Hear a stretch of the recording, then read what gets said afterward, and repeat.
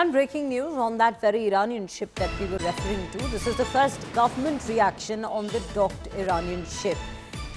External Affairs Minister has come out to confirm that the Iranian ship has been docked at the Kochi port.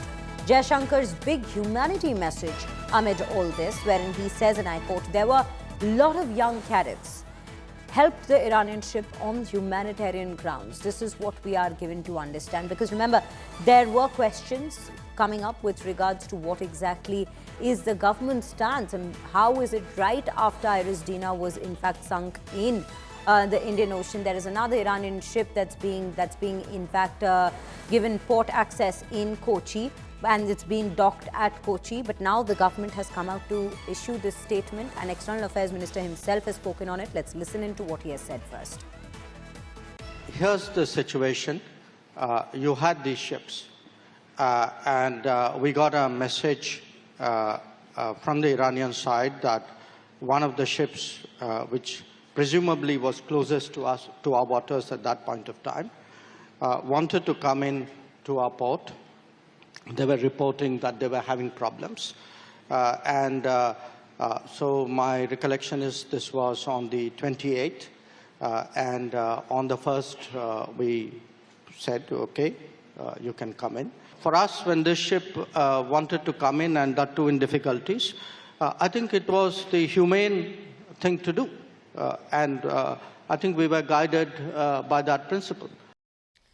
So viewers, a statement that's come in from the External Affairs Minister, the humanitarian message is the fact that the reason that Iris Lavan has been given access to the Kochi port in India is simply because of humanitarian grounds. There were a lot of sailors, a lot of cadets on board, and which is why they required the assistance, which is why India stepped up. But since day one of war, India has, as it does, maintained a peaceful and diplomatic stance on the entire situation, urging for the conflict, for the war to in fact be stopped. Now, before we go to Pranay Upadhyay, who will be joining us with more details on this, let's quickly listen into Jaishankar once again.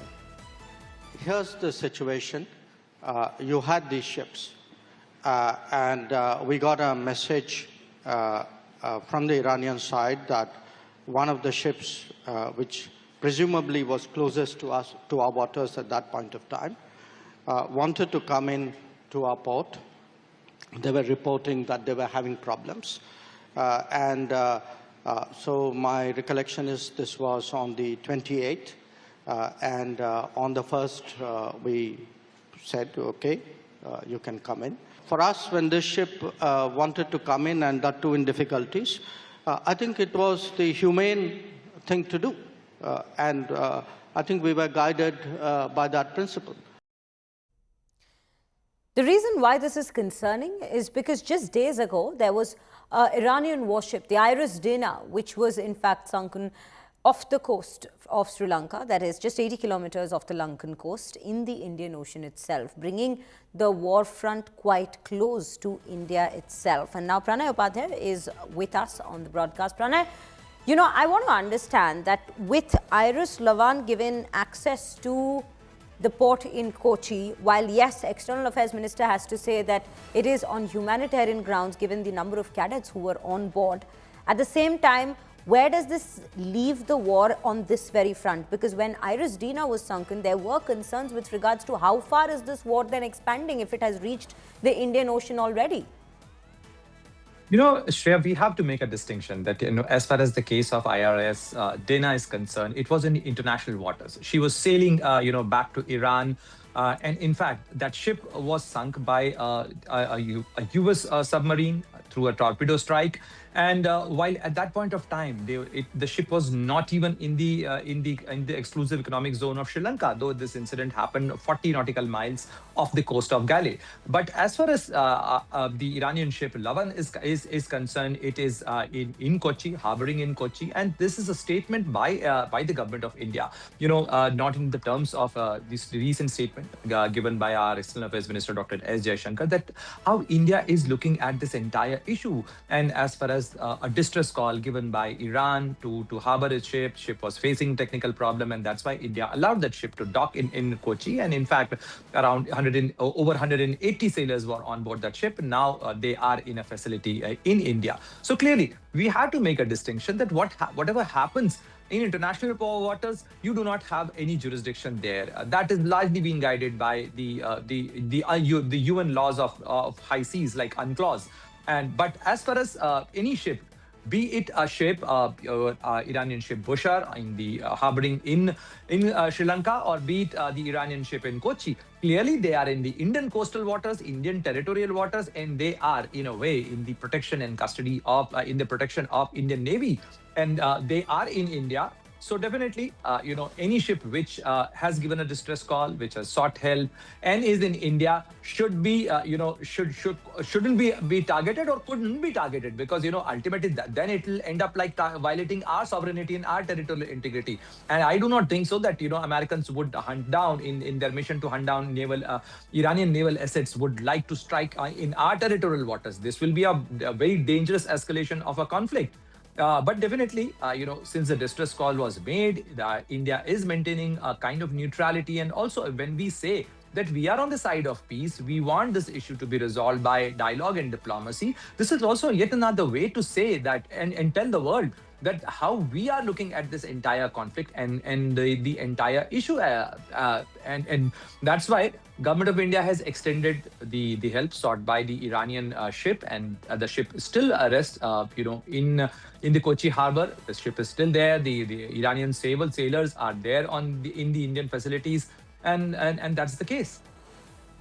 Right, Pranay, definitely that would take matters into a very different turn. But yes, this is very initial stages of what exactly has been going on in the Indian Ocean, right close to India at this point of time. And we're keeping a very close watch. But this particular ship that's been docked in Kochi is on humanitarian grounds. That is what the External Affairs Minister of India has come out to now state on the entire action by India. Right now, let's also take you through all the updates of the war front at this point. And where do Iranian warships now stand?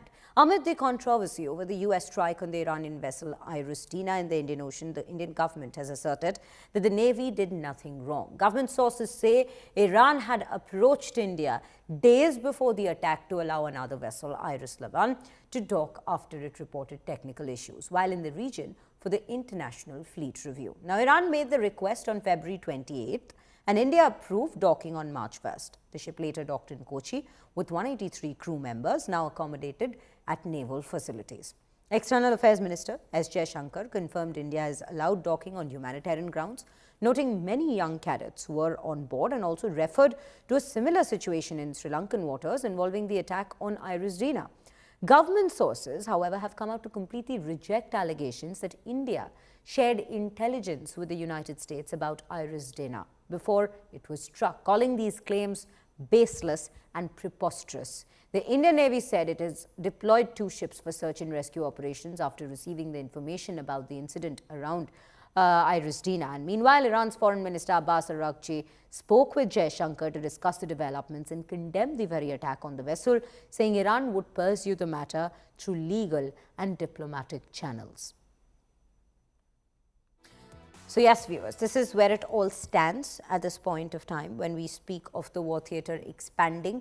And remember, all of this is also taking place simultaneously to Donald Trump in the United States constantly claiming that they have destroyed, or rather they are destroying, Iranian naval ships and all such equipments wherever they are in the world. And that is why this particular development comes in as a very crucial one, when Trump and the administration and the United States has taken it as a resolve upon themselves to continue with these attacks and expand the war theatre far beyond West Asia.